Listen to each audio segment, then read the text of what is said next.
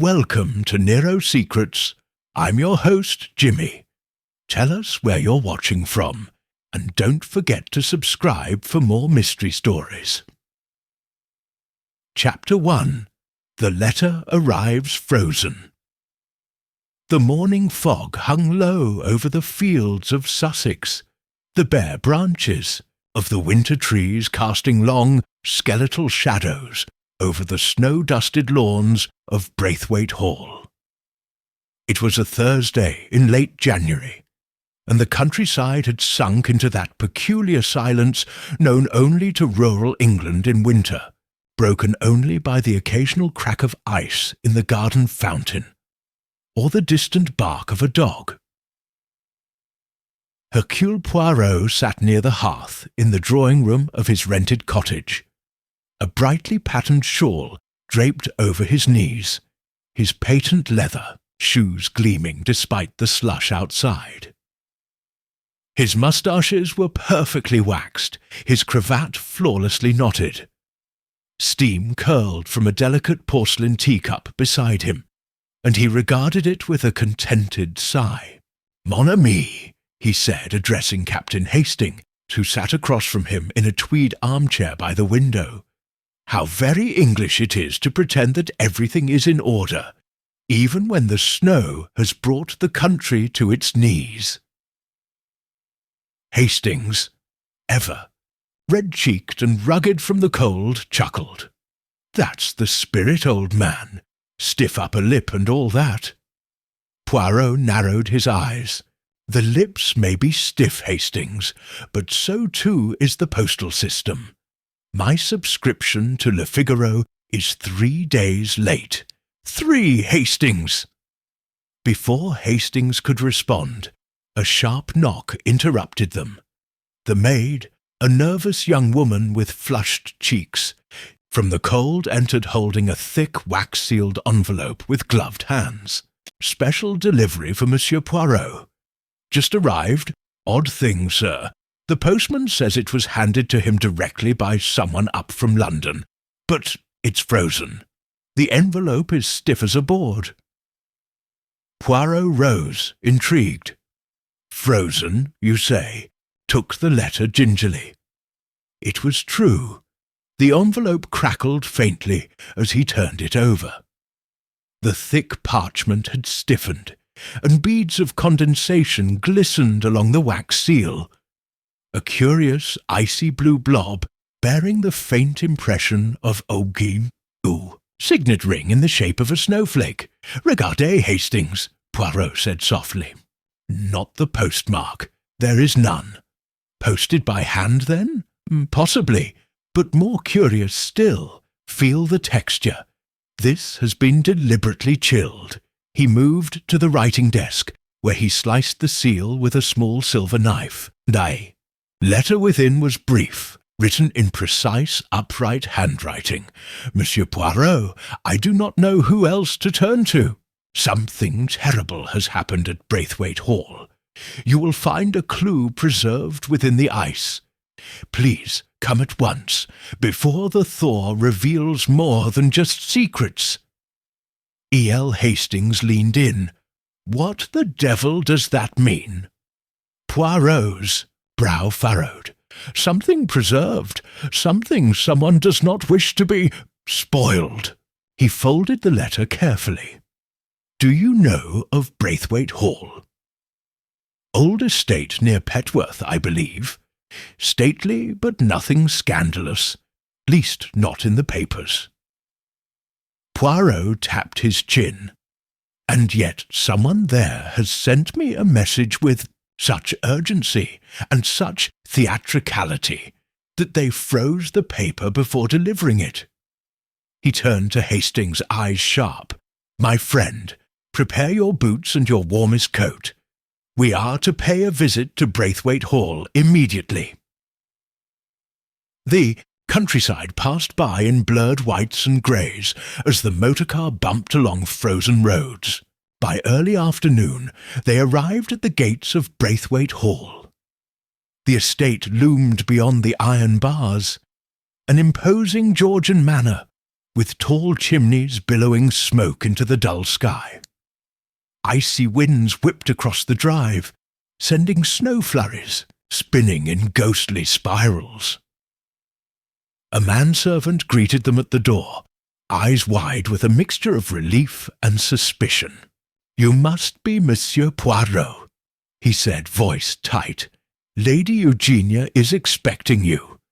Though I admit, sir, I did not believe you'd come so quickly."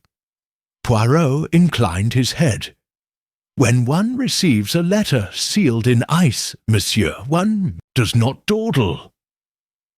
Inside, the hall was warm but tense.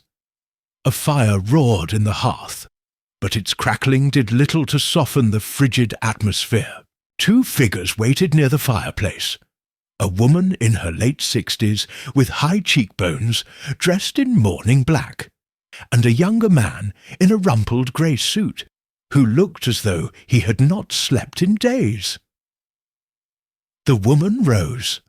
"Monsieur Poirot, I am Lady Eugenia Braithwaite. Thank you for coming."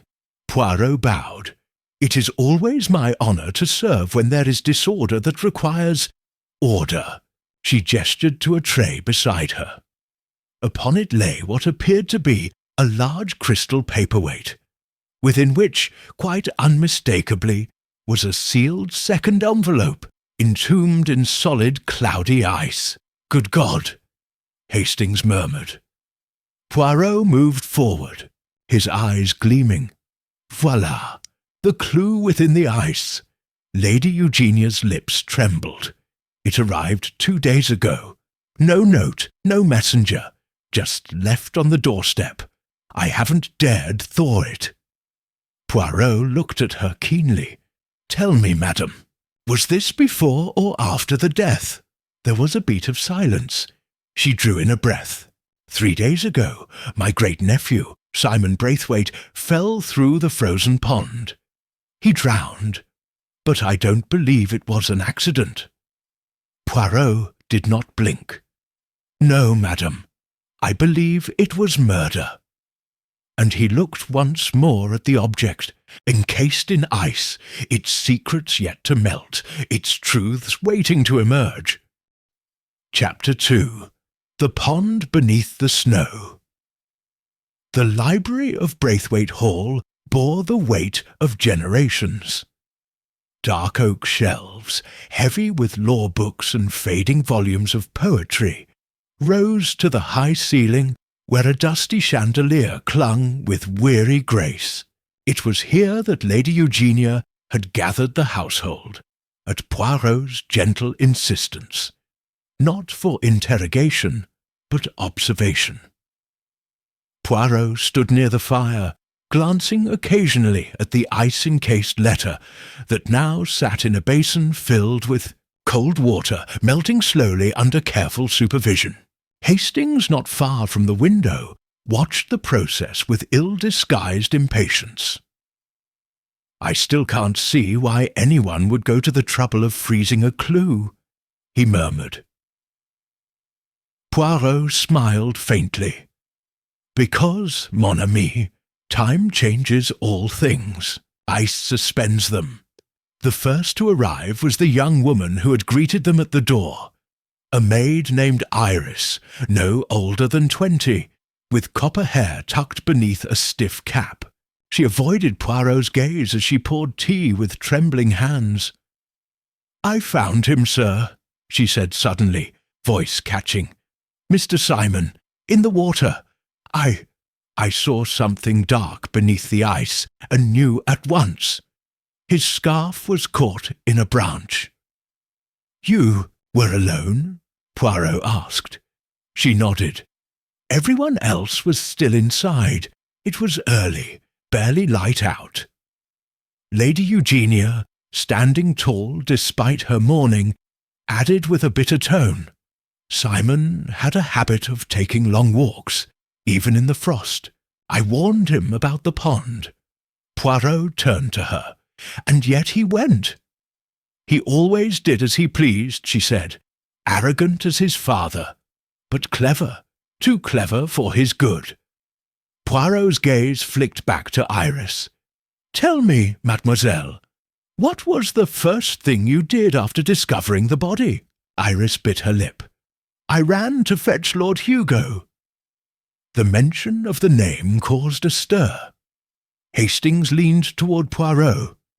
"The patriarch?" "His lordship," Iris clarified. "Simon's grandfather."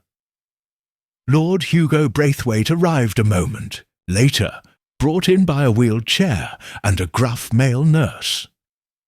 He was a gaunt figure, his cheeks hollow, but his eyes retained a sharp gleam. He appraised Poirot with a flicker of disdain. "I know of you," he said. "You meddle in family tragedies." Poirot bowed. "I seek only the truth, Lord Braithwaite, even when it hides beneath the ice." The old man scoffed. "There is no mystery. The boy was careless, always thinking he was immune to consequences."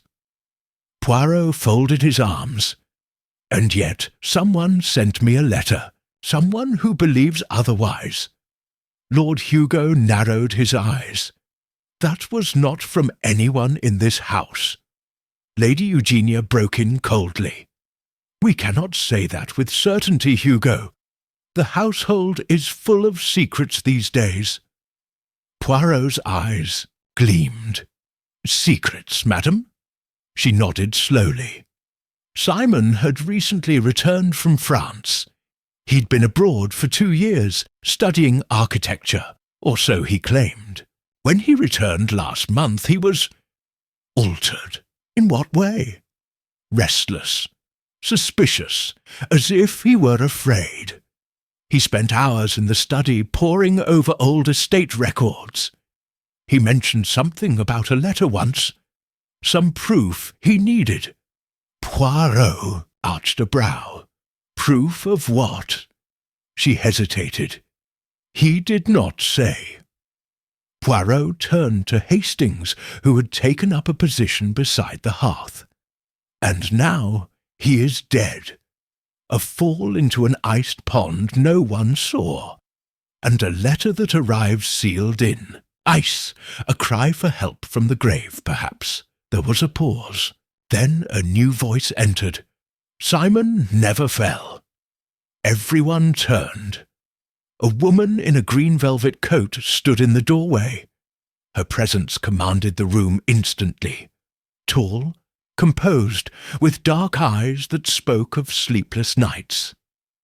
Lady Eugenia's face paled. "Clara, you should not be here. I have every right," the woman said. "Simon was my fiancé." Poirot stepped forward gently.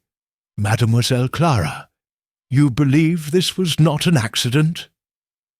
She walked to the fire and faced him, squarely. "Simon told me he feared for his life. He said someone here had found out what he was looking for, and that they wanted him gone. Did he say who?" "No. He just said it was older than all of us, something buried, and that he had written it down, where the ice is purest." She looked at the slowly melting basin. Poirot's eyes narrowed. "Then we must wait. Ice has a story to tell." From the far window, the sun was beginning to dip behind the trees, casting long shadows across the lawn. Outside, the pond that had taken Simon's life glittered in the dusk, still silent and waiting. Chapter 3. Beneath the Surface. The following morning brought no relief from the cold. A pale sun hung low in the sky, giving no warmth to the hoar-frost that crept up the windows of Braithwaite Hall like white ivy. Poirot, wrapped tightly in a wool coat and muffler, stood before the pond, the scene of young Simon Braithwaite's death. His polished boots crunched faintly upon the snow-laced gravel, and beside him Hastings rubbed his gloved hands briskly. "It's treacherous footing," Hastings muttered. Hard to believe anyone would go walking on that ice voluntarily. Poirot's gaze was fixed not on the pond's expanse, but on the edges, where footprints, half melted and misshapen, trailed toward a copse of bare trees.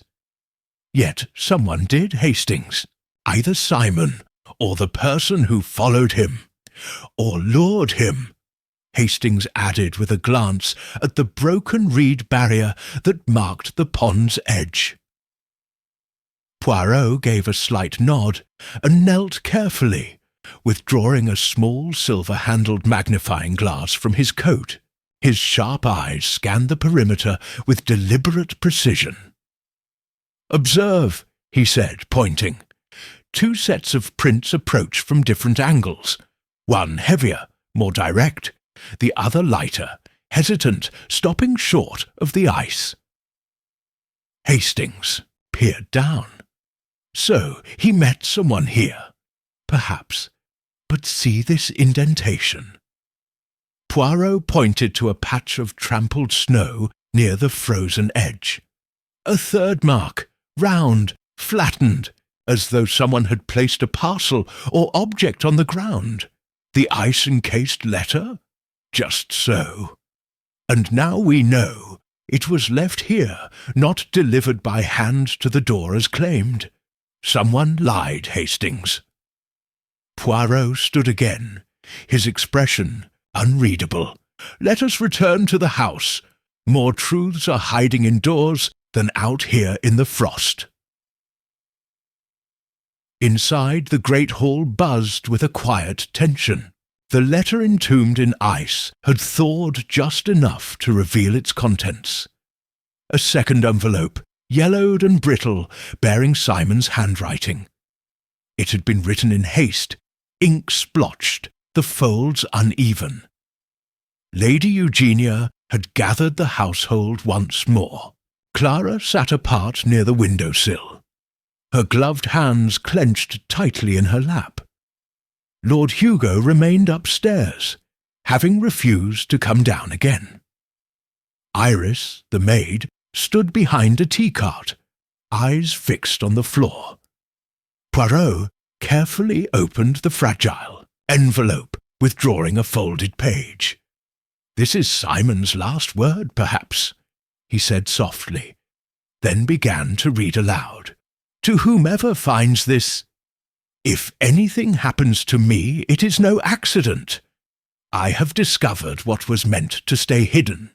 It concerns the old will, the one dated 1889. I believe it was concealed deliberately and replaced. If the truth comes out, someone will lose everything, and someone else will finally be seen. The document lies behind the fireplace in the West Library. In the hollow beam, above the mantel, tell Clara I didn't come back only for the inheritance." The room fell silent. Hastings exhaled. "So this wasn't about money?" Lady Eugenia's voice cracked through the hush. "The old will? That's impossible. The current family trust was executed in 1920. Poirot turned to her. "Indeed, madam. But if Simon was correct, then the rightful heir may not be who everyone believes." Clara stood abruptly. "He told me once that the house wasn't meant for him, that someone else had been cheated long ago." Poirot looked toward the butler, Mr. Pell, who had just entered with a tray. "Monsieur Pell, who has access to the West Library?" The butler stiffened. "Only the family and I, though Simon often spent time there since his return." "And yesterday?" "I saw Lady Eugenia leave the West Library shortly before luncheon," he said without hesitation. All eyes turned to her. She met Poirot's gaze. "Yes, I was there. I found Simon's notes strewn across the desk. It worried me.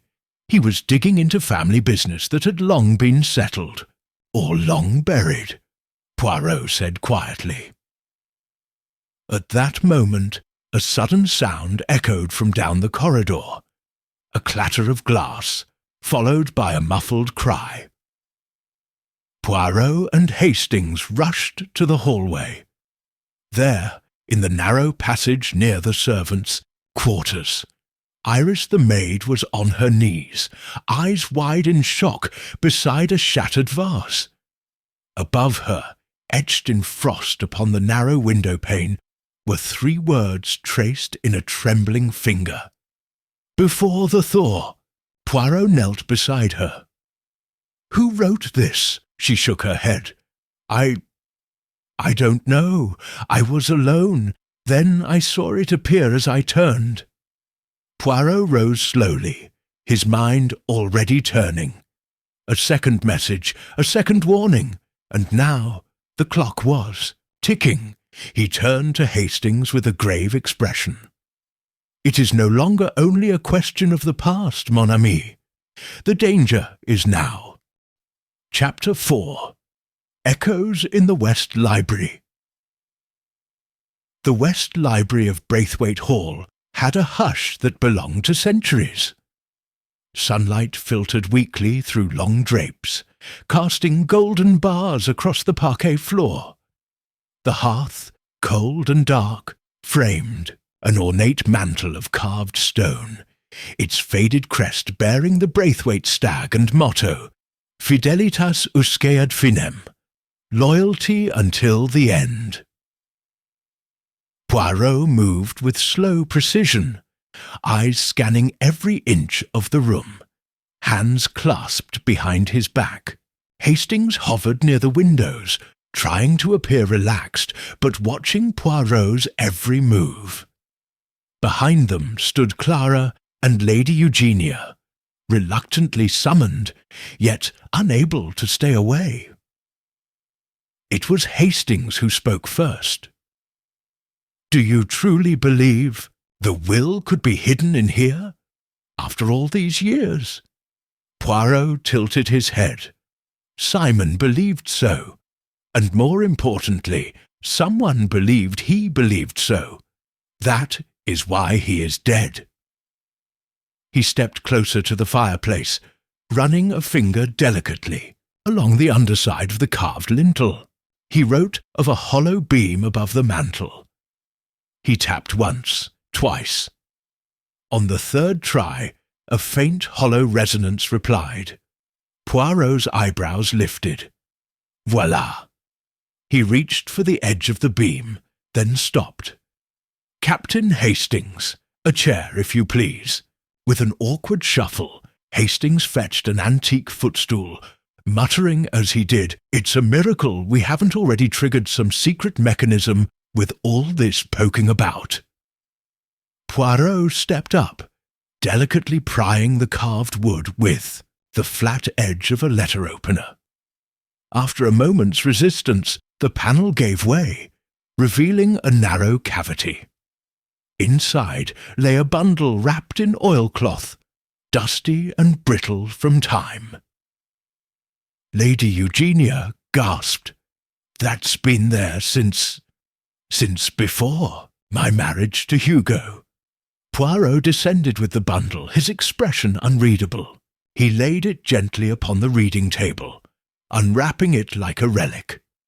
The document within bore the Braithwaite seal, unbroken and unmistakable. 1889, he murmured, and signed by Lord Arthur Braithwaite. Clara leaned forward. "Is it genuine?" Poirot examined the parchment with fastidious care, noting the ink, the watermark, and the shape of the signatures. Then he read, quietly at first, lips barely moving, before speaking aloud. "This will name a different heir entirely. Not Simon, not Lord Hugo's son, but Hugo's younger brother, Edward Braithwaite." "Edward?" Lady Eugenia blinked. "But he vanished. Abroad, after a quarrel. He died in Lisbon, didn't he?" "Presumed," Poirot said softly.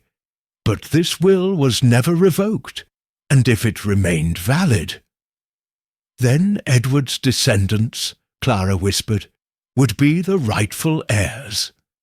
Exactly. Poirot's eyes narrowed. And someone has known this.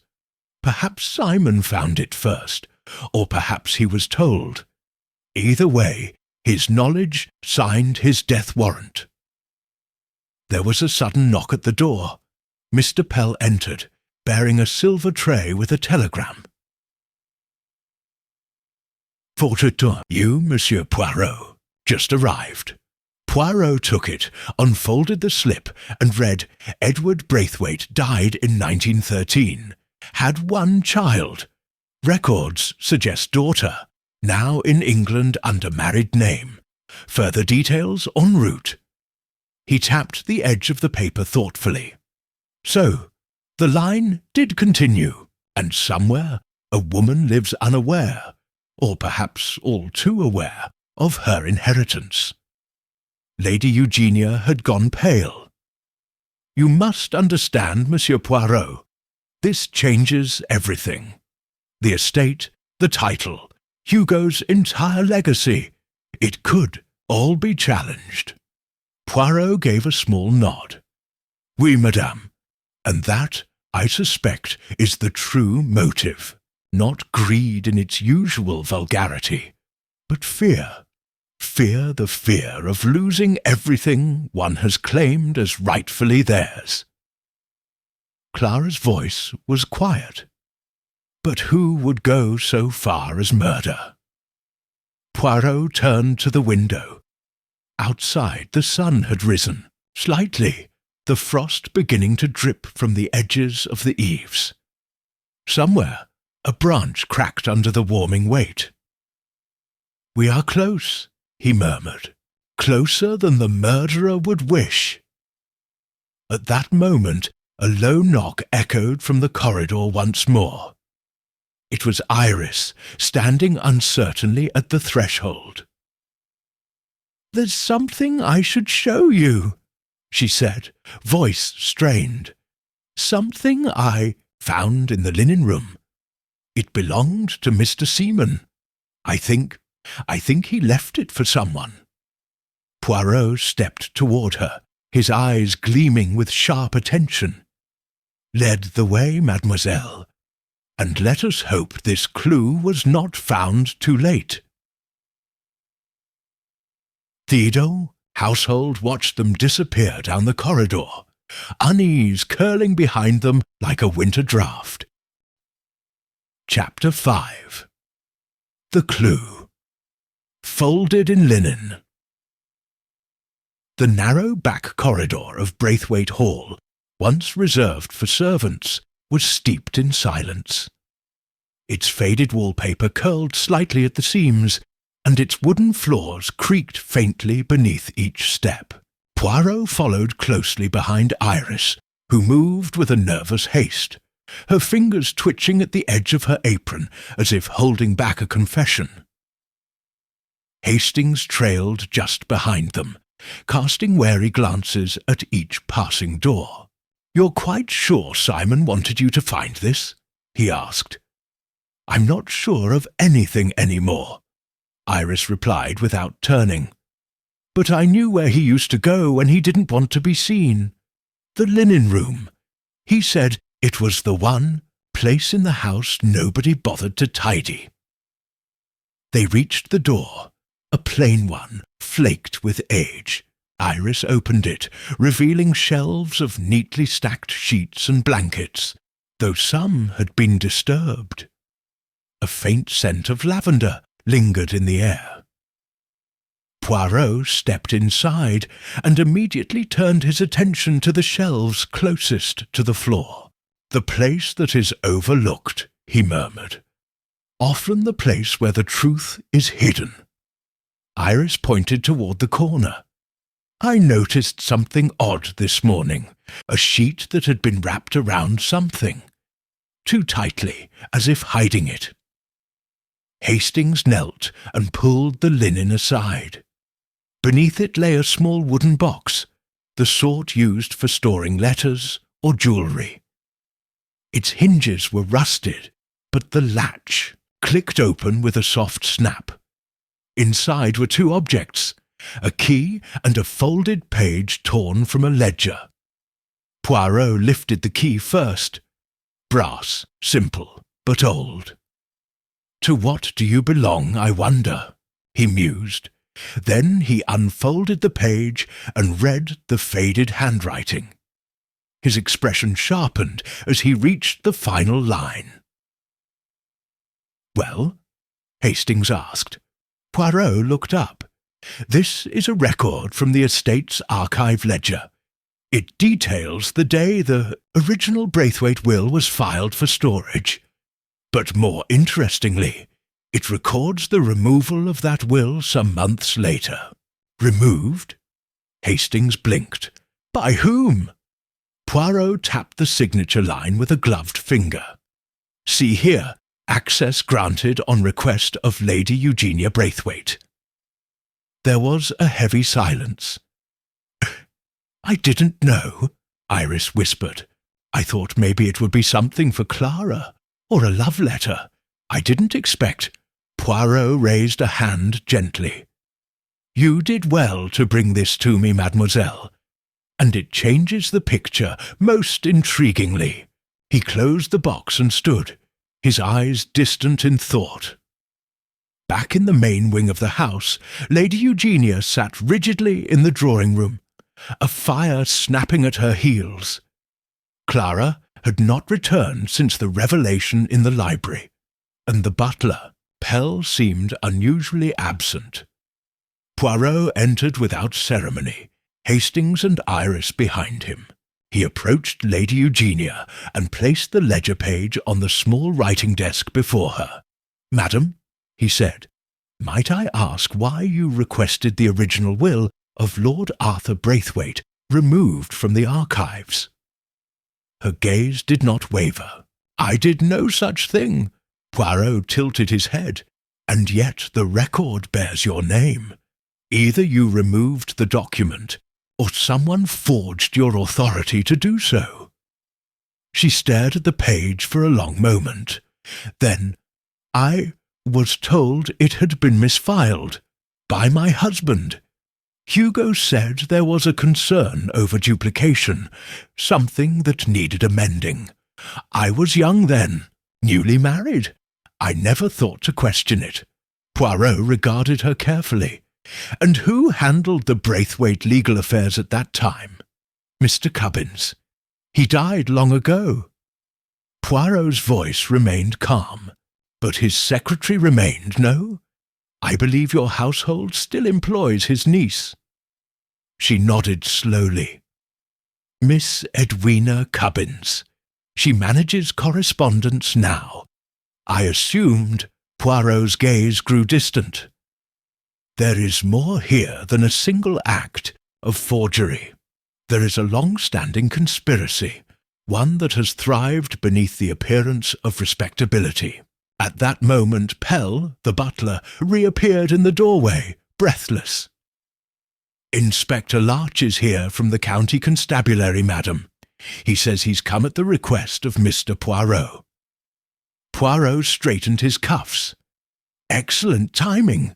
We shall need to speak with him shortly."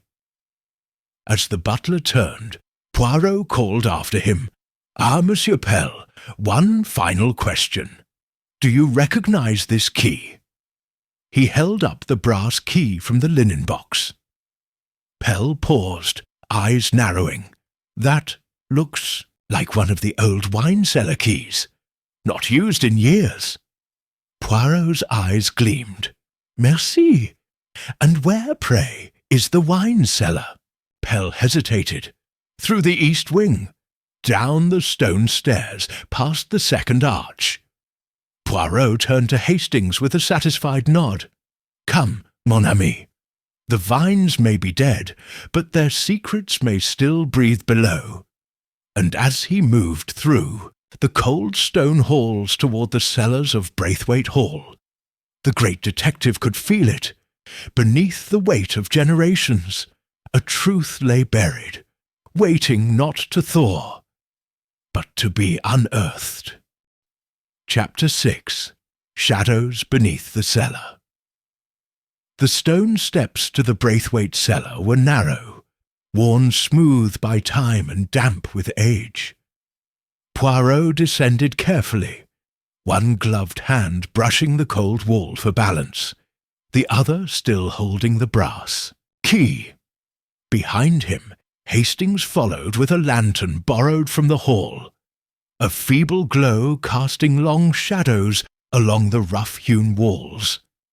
"It's uncanny down here," Hastings muttered, "like the bowels of a crypt." "It is fitting, man, ami," Poirot said softly, "for we are seeking what was buried." They reached the cellar's base, a wide chamber with low arches and dust-covered racks. Rows of empty wine bottles gleamed dully, cobwebs stitched between the beams. A musty chill hung in the air, mingling the scent of cork and mildew with something older, more metallic. Poirot turned toward a small rusted iron gate set into the far wall, its lock unmistakably the match for the brass key in his hand. He paused before inserting it. This, Hastings, was locked not simply for security, but for secrecy. The key turned with a resistant grind. The gate creaked open, revealing a narrow passage beyond, a low bricked chamber lit only by slivers of daylight filtering through an old ventilation grate. At the far end stood an old writing desk, half collapsed under its neglect. On it sat a small tin box. Beside it, a wax-sealed envelope, undisturbed. Poirot approached with reverence, lifting the box's lid. Inside were papers, letters, receipts and notes in a familiar hand. "It is Simon's," he said quietly. "This is his cash." Hastings peered over his shoulder. "Letters? More than that. Records, correspondence with a solicitor in London, Mr. Tarleton, now deceased. And look, copies of Braithwaite estate documents. One mentions a payment made to Edwina Cubbins, long after she supposedly retired." He pulled out the envelope, sealed with Simon's crest, and opened it. "If I am found dead, this is what they did. Lady Eugenia's authority was forged, likely at the instruction of her husband. Edwina Cubbins was paid off to misfile the true will. Lord Hugo knew. He let it happen. I believe someone has discovered that I found the truth. If it was an accident, it will be treated as one. If not, look for the wine cellar. The documents are here. I have made a copy of the old will and placed it in safe hands. But I fear they may reach me before I can act. Tell Clara. I wanted to make it right."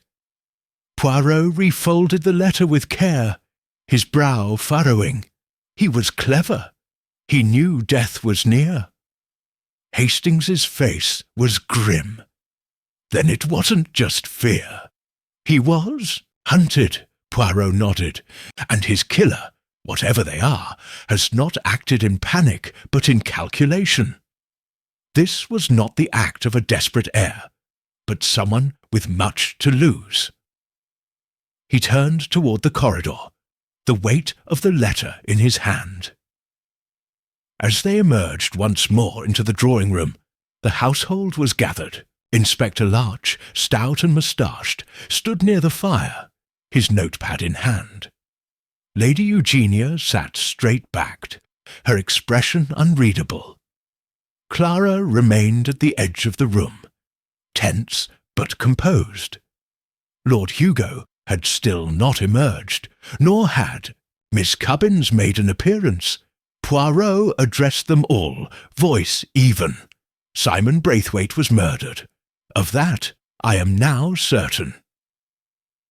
Gasps followed. Hastings noted that Iris turned away, hands clenched. Inspector Larch raised an eyebrow. Poirot continued, I have found a letter in his hand, naming those involved in a long-standing deception, a conspiracy to suppress a valid will, the rightful inheritance of this estate." Lady Eugenia closed, her eyes as if bracing for impact. "The original forgery, I believe, was done with the knowledge of Lord Hugo," Poirot said calmly. "He allowed his son to inherit what should have gone to his brother Edward. When Simon began to uncover the truth, those who had once buried the secret took steps to silence him." Poirot turned to Larch. "I ask only one thing before you proceed. Bring Miss Edwina Cubbins to this room. Now." A minute passed, then 2. At last the door opened. The aging Miss Cubbins entered, her eyes flickering between the faces in the room. She walked stiffly, a tremor in her fingers. "Miss Cubbins," Poirot said gently, "did you receive payments from the Braithwaite family after your uncle's death?" She hesitated. I did." "Was it for services rendered?" Her voice cracked. "It was to ensure the older would stay. Lost. I was young. Lord Hugo told me it was for the good of the family. He said Edward had disgraced himself, that the estate must remain whole. She swallowed. "I never thought anyone would die because of it." Poirot bowed his head slightly. "And yet someone has." Clara stepped forward. "Then who? Who killed Simon?" Poirot turned to the room, eyes resting momentarily on each face. "We are very near the truth, but not all has been revealed. One piece remains, the final thread that will unravel the entire tapestry." His gaze settled, and I believe the answer is not just in what was taken, but in who stood to lose everything if Simon exposed it. The room stiffened. Outside, the last light of day flickered behind the trees, casting long, reaching shadows across the floorboards of Braithwaite Hall. Chapter 7. A voice behind the door. The air within Braithwaite Hall had grown dense with the weight of unspoken truths. The drawing-room remained in a strained silence after Miss Cubbins's confession, with eyes cast downward, fingers twitching, and old secrets crawling to the surface like frost beneath thawing soil. Poirot stood by the hearth, his profile lit in gold by the low firelight, the embers crackling in quiet accompaniment to his thoughts. Hastings had taken a seat near the bookcase, fingers drumming his knee, alert to Poirot's every twitch. Inspector Larch was still, pen poised over his notebook. "Who then?" Clara repeated, her voice brittle. "Who among us would do this?" Poirot's fingers moved to his lapels, smoothing them reflexively. "Let us consider the mind of the murderer, not as one who acts in rage or impulse, but one who plans, who waits, the kind of mind that understands that timing is everything." He turned toward Lady Eugenia. "Madam, you have been at the heart of this house for over 30 years. Was there ever a time when you suspected the deception?" "I suspected nothing," she said quickly. Poirot's gaze did not shift. "Not even when the inheritance bypassed the children of Edward Braithwaite entirely?" "He left," she snapped. "He turned his back on the family. We thought him dead for years." Poirot nodded slightly. "And yet, even the dead leave. Heirs. That was the flaw in the plan, you see. To remove one link and assume the chain would never rejoin." He looked now at Miss Cubbins. "You did not act out of greed. You acted out of obedience. But the one who gave the orders, They had the motive and the control. A sharp knock interrupted the stillness. It was Pell, the butler, again unusually hesitant. "Forgive me, sir. There's a visitor. Says he's been expected." "Expected?" Larch frowned. "By whom?" But Poirot's expression barely shifted. "Show him in." A moment later, a young man entered, perhaps 30 years of age, plainly dressed, but with a quiet air of confidence. He removed his cap and nodded politely. "I'm Charles Ferrars. My mother was Claire Braithwaite, Edward Braithwaite's daughter.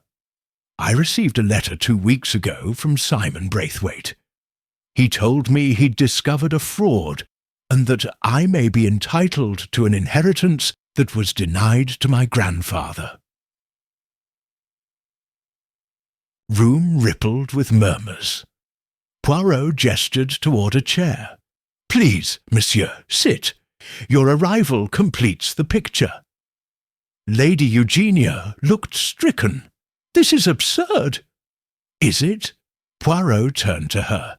"Simon discovered this man's existence, a rightful heir, one with a legal claim strong enough to upend everything the current generation possesses. And then Simon dies." Clara spoke now, a trembling urgency in her voice. "Then it was Hugo, Lord Braithwaite. He had the most to lose." "Oui," said Poirot, "he did. But at this point in life, Lord Hugo has already lost most of what can be taken: mobility, strength, time." Hastings leaned forward. "Then who else?" Poirot's gaze swept the room. "What is most dangerous is not the one who stands to lose wealth. It is the one who stands to lose position, identity, name." He looked again at Lady Eugenia. "You were never merely a guardian of this estate. You were its matriarch. It's a symbol. And if the truth were to come out, if Charles Ferrars became the legitimate heir, you would be exposed not only as a widow of privilege, but as a participant in deception." Eugenia's face paled, lips tightening. "You think I murdered Simon?" "I think you feared him," Poirot said gently. "You feared his discoveries. But no, madame, you did not kill him." She blinked. "Then who?" Poirot walked to the doorway, paused, then turned. "You see, the murderer had something else. Not just a motive, but means. Intimate knowledge of the household, its passages, the daily rhythms. Someone who could move unnoticed, someone trusted." The room fell silent again. Poirot's voice dropped to a hush. "It was you, Pell." The butler, who had remained just outside the door, froze. Poirot's tone remained calm. "You were Lord Hugo's valet in your younger years. You've served this house faithfully for decades. But service is not the same as loyalty. You were the instrument, the one who placed the letter in the ice, the one who forged a trail of confusion. Pell took a step back. You delivered the parcel to the pond. You claimed the letter was handed directly to the postman, but it was not. It was left at the scene. You expected it to be found after the thaw, long after the truth could do any damage." Inspector Larch stepped forward. "Is this true?" Pell's eyes flicked between them. "I did what I was told." Poirot spoke softly. "Simon came to you for help, didn't he? And when he refused to be silenced, someone you still serve, gave the order." A long silence followed. Then Pell exhaled, a breath like surrender. "I didn't push him, but I watched. I watched him walk to the pond that morning. I waited behind the trees. When he reached the edge, I shouted his name. He turned, surprised. That's when he slipped. He looked down at his hands. I didn't help him. I just watched. Poirot's voice was a whisper. And then you placed the letter, not to save him, but to delay the truth. Larch moved forward. You'll need to come with me. As Pell was led away, Poirot turned to the fire, his eyes reflecting the flames. This, mes amis, is the tragedy of service twisted into silence. And the cost, as always, is life. But Poirot did not yet sit. His brow remained furrowed, because even now something still did not fit. Something in Simon's final message, still unopened, a final key yet to turn. Chapter 8. The Final Copy. The evening had darkened into a sombre twilight, and a soft drizzle began tapping against the tall windows of Braithwaite Hall. The rain blurred the view beyond the glass, as though nature herself sought to obscure the estate's long history of deception. Poirot sat alone in the study, the flickering light of a desk lamp casting a warm halo over the papers spread before him. Hastings entered quietly, the soles of his shoes muffled on the thick rug. Clara's gone to her room, Hastings said. She asked if you might speak with her in the morning. Poirot gave a slow nod without looking up. Oui, she had seen enough pain for one night. Hastings stood for a moment, then gestured to the letter in Poirot's hand. Is that the last one Simon wrote? Poirot held it up, sealed in red wax with a distinct impression, the same signet that had marked the frozen envelope. It was among the documents in the cellar, addressed to me personally. I believe Simon meant it to be read only when the truth stood on the cusp of revelation. Then perhaps now is the time, Hastings said quietly. Poirot broke the seal with delicate care and unfolded the letter. The ink was slightly faded, but the handwriting remained sharp, firm strokes and deliberate pauses. He read aloud, Monsieur Poirot, if this reaches you, then I am likely dead. I hope I'm wrong, but if not, then you must understand. I feared it would come to this. When I returned to Braithwaite Hall, I did not expect to discover treachery within my own family. But what I found buried in the archive was undeniable. The old will, dated and signed, was hidden for a reason. I copied it and gave that copy to someone I trust, someone outside the estate. That document is the proof of everything. I believe Pell has been watching me. I do not think he acts on his own. If anything happens, to me the real question is not who killed me, but why they feared the truth. The copy of the will is with Mr. Arthur Embleton, solicitor in Chichester. I asked him to hold it under seal. He does not know its content, only that it is to be delivered upon news of my death. I trust that you, with your order and your method, will see that justice is done. Simon Braithwaite Poirot laid the letter gently on the desk and pressed his fingertips together. He knew his time was short, he murmured, yet he remained calm, logical, a mind of precision, even under the threat of death. Hastings moved to the fireplace, arms crossed. Then we must go to Chichester. Yes, but there is something else. Poirot turned the envelope over, revealing an embossed crest on the inner flap. He held it up toward the light.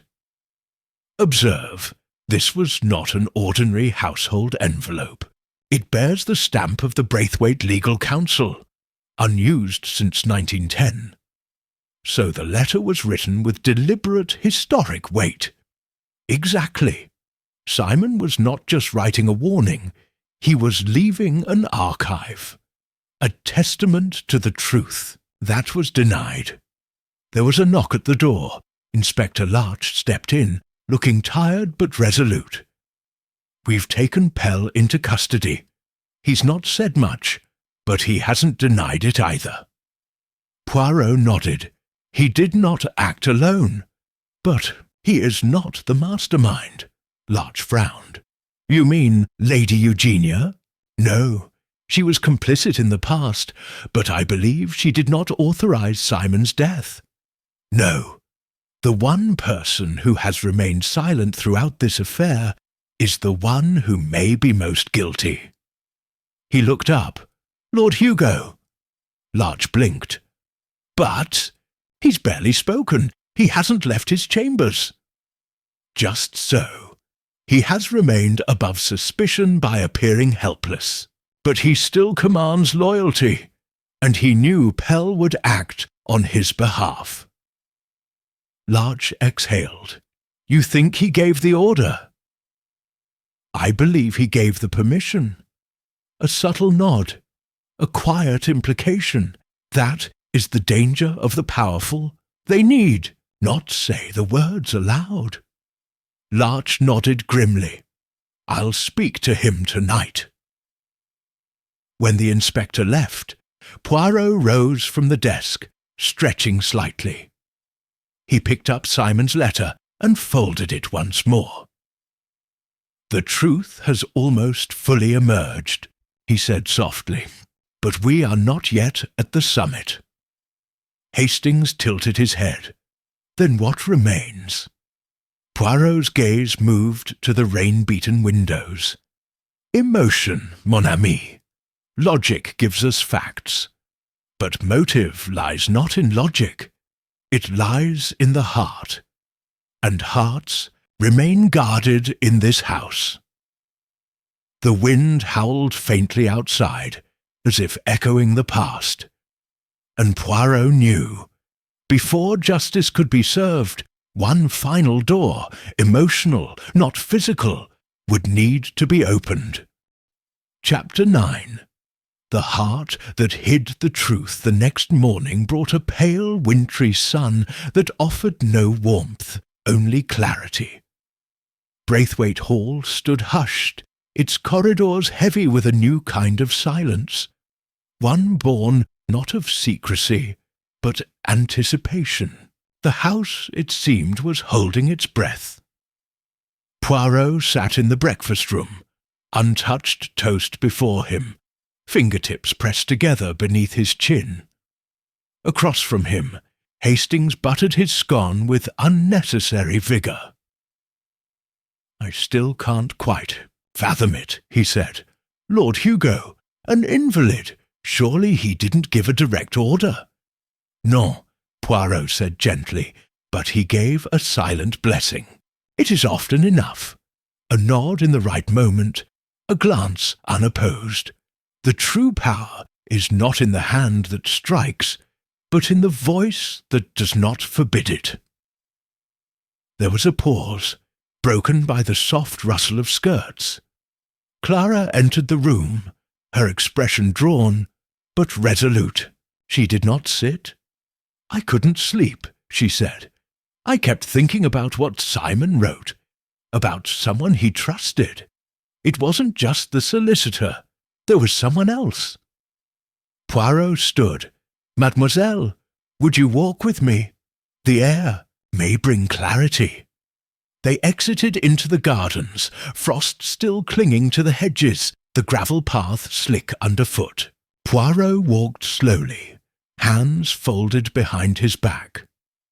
Simon's final letter mentioned two things, he said. That the true question was not who, but why, and that someone beyond the estate held the will. But I believe he left something else, an emotional thread. Clara nodded slowly. "He did. I think he knew I suspected something. He told me just days before he died that the house had betrayed itself." She stopped walking. "There's something I didn't tell you. Simon asked me to take a letter. He said it wasn't for me, not then, that I'd know when to deliver it. But after the accident, I was afraid. I hid it." Poirot's expression did not change. "May I see it?" She reached into the pocket of her coat and withdrew a small envelope worn at the edges. She handed it to him with trembling fingers. Poirot opened it slowly.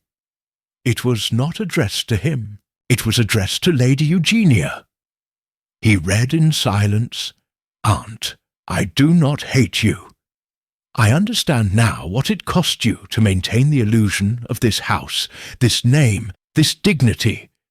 But you must also understand that truth matters more than comfort. I do not believe you ordered my death, but I know you stood by and allowed injustice to live in the walls of Braithwaite Hall.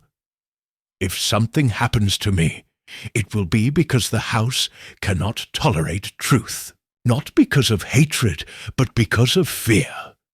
Please don't let the name Braithwaite mean silence and cowardice. Let it mean courage.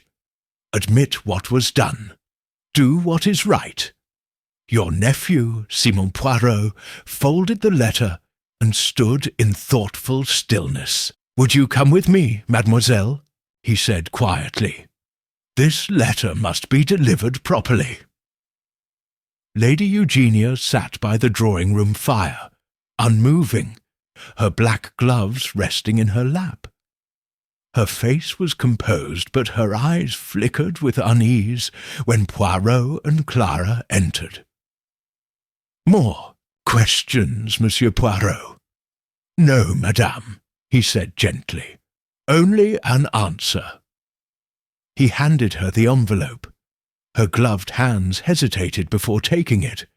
As she read, her expression barely changed. Only at the final lines did her lips press tightly together. Clara stepped forward. "He didn't blame you, but he begged you to act." Lady Eugenia said nothing for a moment. Then, without looking up, "I wanted to protect the family. The name. After Edward vanished, after the scandal, we believed it best to let the past be. Buried." Poirot inclined his head. "And yet it clawed its way back." She looked at him then. "What do you expect me to do?" "Madame," he said softly, "I expect you to choose. You can remain silent, and the estate may pass unjustly again. Or you can support the truth and let the future begin clean, though it may sting." She gazed into the fire. "And the past?" "The past will remain," Poirot said, "but it need not define what comes next." Lady Eugenia stood slowly, her spine as straight as it had been at 20. "Tell Inspector Larch I will make a formal statement. I will acknowledge the forgery and Simon's rightful intent. I may not undo the years, but I can end the lie." Poirot bowed slightly. "Merci, madame." As Clara and Poirot left the room, Hastings appeared in the hall, holding an open telegram. "It's from Chichester," he said, breathless. The solicitor confirmed receipt of Simon's sealed envelope. "It is the copy of the will." Poirot smiled faintly. "Then, at last, the paper matches the truth. But still," Hastings said, lowering his voice, "you seem unsettled." Poirot's expression darkened slightly. "Because even now I feel a shadow remains, a detail not yet accounted for." "A red herring?" "No," Poirot said softly. "A missing link." And as he ascended the stairs toward Lord Hugo's rooms, where the past sat cloaked in blankets and silence, he knew that only one confrontation remained, the one where the heart, not the mind, would be judged. Chapter 10. The final admission. The upper corridor of Braithwaite Hall was steeped in quiet, a hush that went beyond the usual stillness of age. The thick carpet dulled each footstep as Poirot approached Lord Hugo's chambers, the letter from Simon still in his pocket like a weight pressing against his coat. Hastings trailed a few paces behind, uncertain. "Are you sure he'll speak?" Poirot did not pause. He must. It is the only door left unopened. A nurse opened the chamber door at Poirot's knock and nodded silently. Inside, the curtains were half drawn against the grey light. Hugo sat in a high-backed chair near the hearth, wrapped in a woolen shawl, a tartan rug over his knees. His hair was thin, white, and his face pale, but the sharpness in his eyes had not dulled. He looked up as they entered, his voice as dry as parchment. "Come to gloat, Monsieur Poirot?" Poirot inclined his head.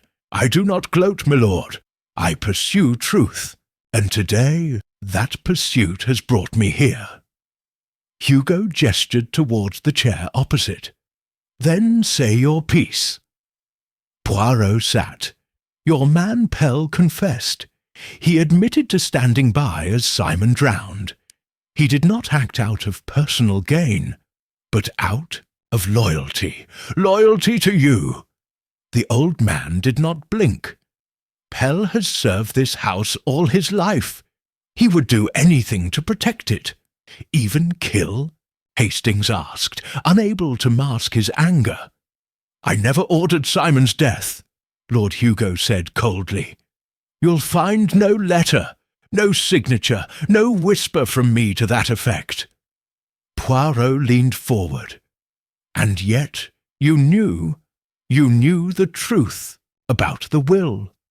You knew that the legacy you built your family upon was taken from someone else, from Edward, from Charles Ferrars." Hugo's eyes flickered. "Edward left us." "But the will did not," Poirot replied gently. "You simply removed it, hid it, told yourself it was for the greater good." There was a long silence. Then Hugo exhaled slowly.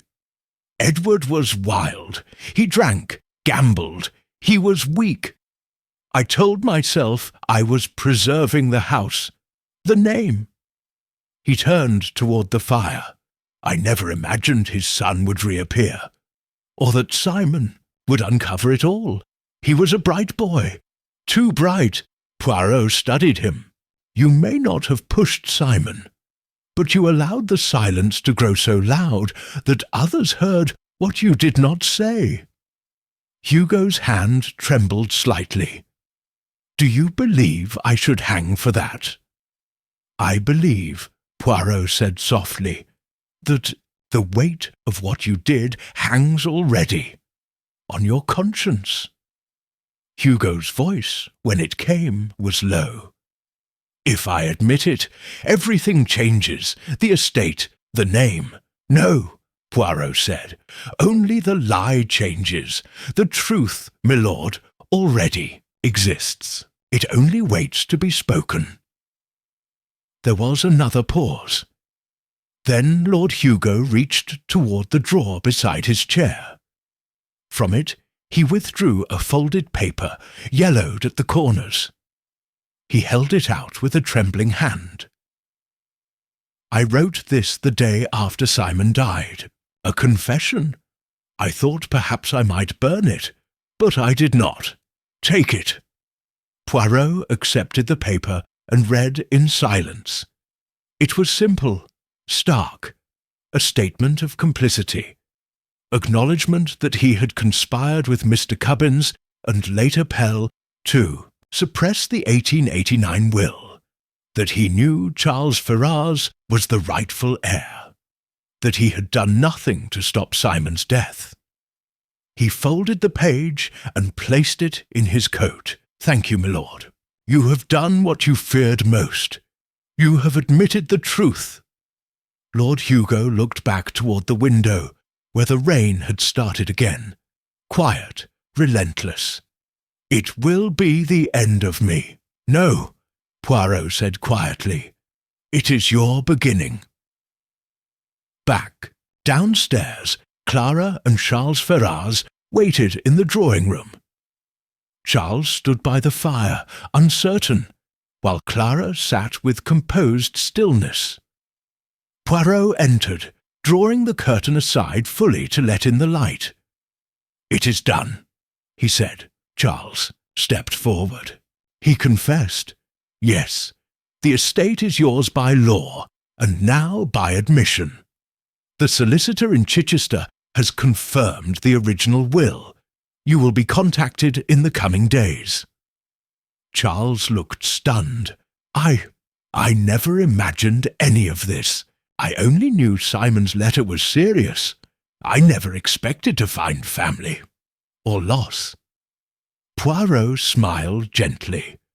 "Both often arrive together." Clara rose. "And what will happen to Braithwaite Hall?" "That," Poirot said, "depends on whether you wish to carry forward its name, or rebuild its meaning." Charles glanced toward her. "Perhaps both are possible." Poirot turned to Hastings. "Come, mon ami. Our work here is nearly complete." As they stepped into the hall, Hastings looked back. "Will Lord Hugo be charged?" "That is for the law to decide," Poirot replied. "But sometimes justice is not in chains. It is in acknowledgment." The two men paused at the great front doors of Braithwaite Hall, where the rain had begun to lift, revealing a pale strip of blue beyond the clouds. And behind them, in the house that had once silenced truth, voices could at last be heard. Chapter 11. The Weight of Legacy.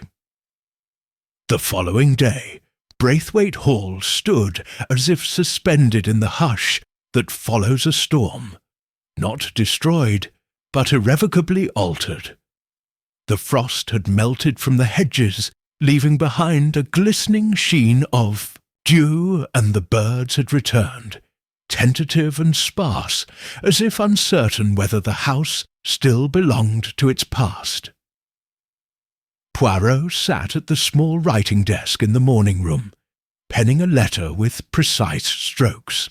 Across from him, Hastings flipped through the morning newspaper.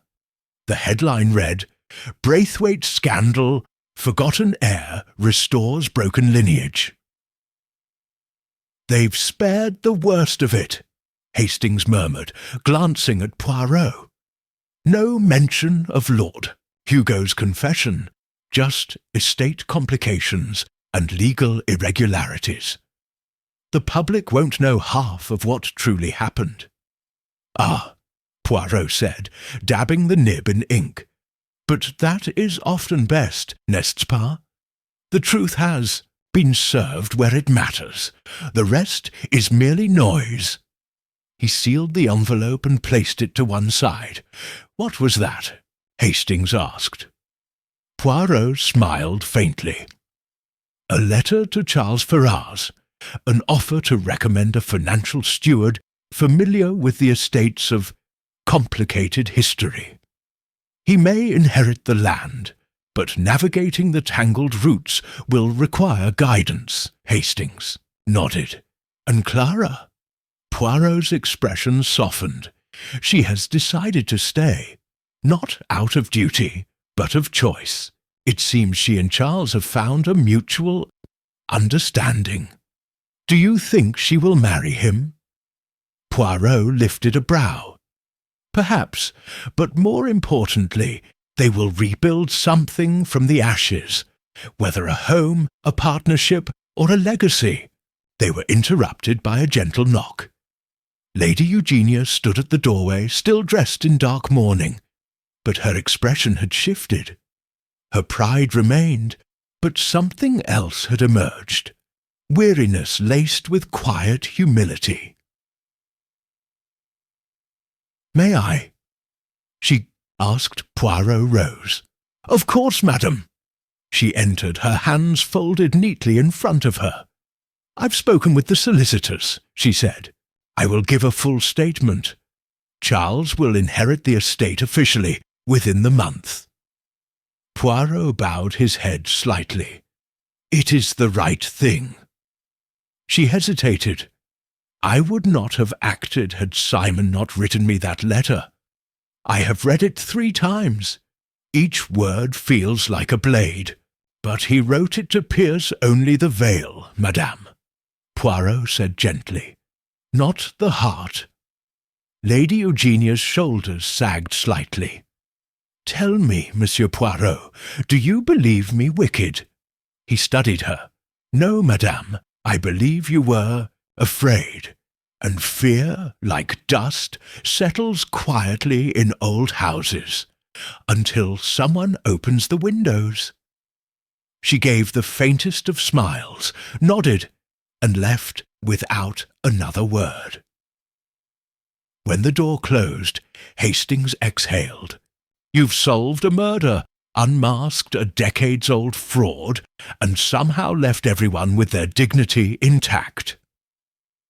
Poirot straightened his cuffs. "Not dignity, Hastings, possibility. I merely restore order. What they build upon it is up to them." Short while later, Poirot and Hastings made their way through the house for a final farewell. In the great hall, Charles stood near a window with Clara, both gazing out at the grounds. They turned as Poirot approached. "I wanted to thank you," Charles said.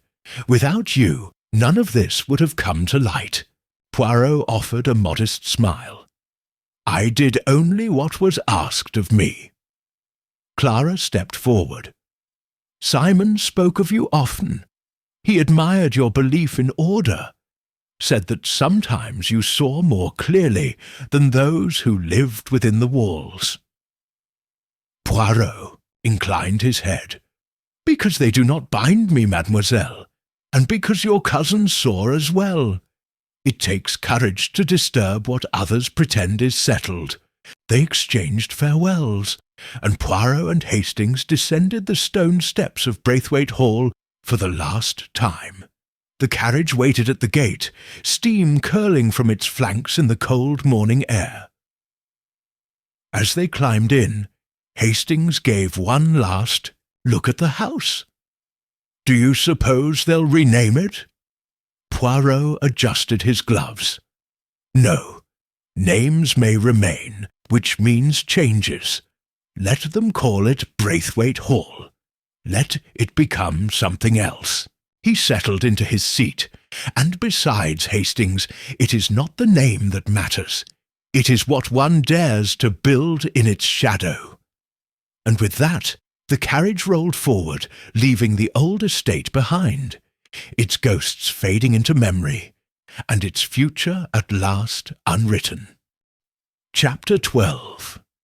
The ice that did not melt a week had passed since Hercule Poirot left Braithwaite Hall, but the case, its shadows, its secrets, lingered with him still.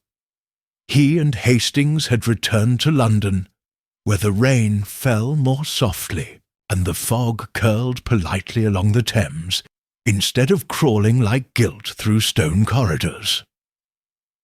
One grey morning, Poirot sat in his Whitehaven mansion's apartment, poring over the final documents. Copies of the 1889 will, the confessions, the solicitor's affidavit, and most curious of all, the ice-sealed envelope. It now rested dry and harmless among his case files, its surface long melted, but its impact preserved like a fossil in law. Hastings entered carrying the post.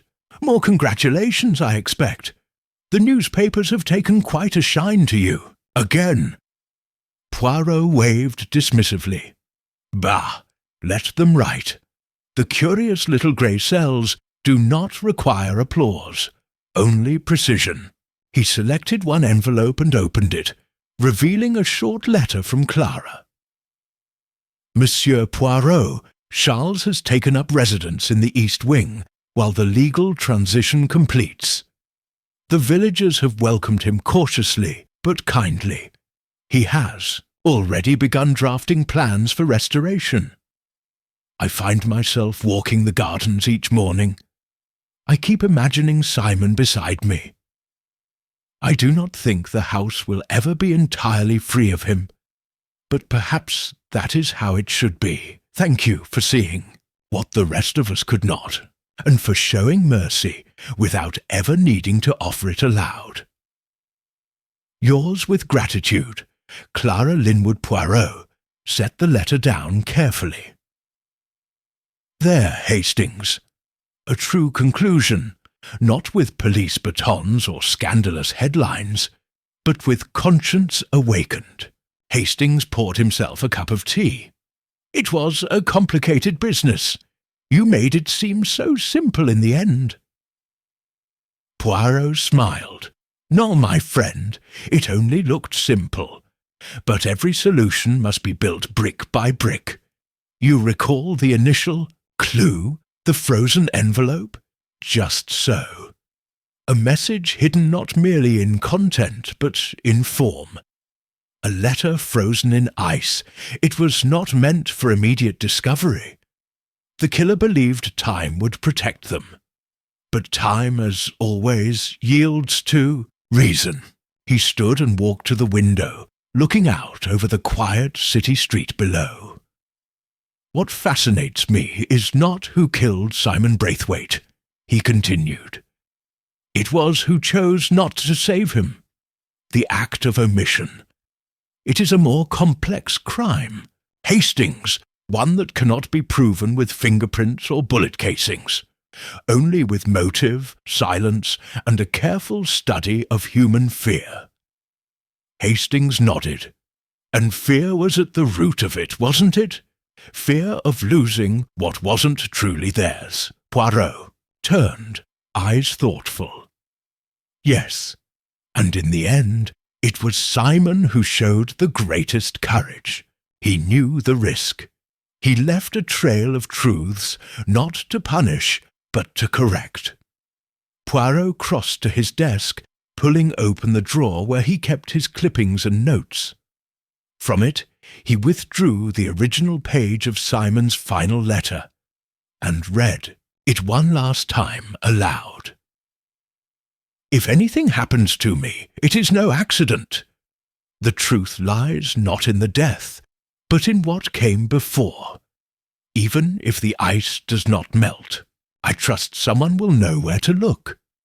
He folded it slowly, carefully, and returned it to the drawer. "It was not only a murder," Poirot said quietly. "It was a test of character, and in the end the house yielded, not to vengeance, but to honesty." Hastings sipped his tea. "So, the case is over." Poirot allowed himself a rare smile. "Yes, mon ami. The case of the letter sealed in ice is closed, but the warmth of truth, it does not melt so easily. That, I think, is what remains." Outside the rain had ceased, and somewhere beyond the clouds the sun, like justice, waited patiently to break through.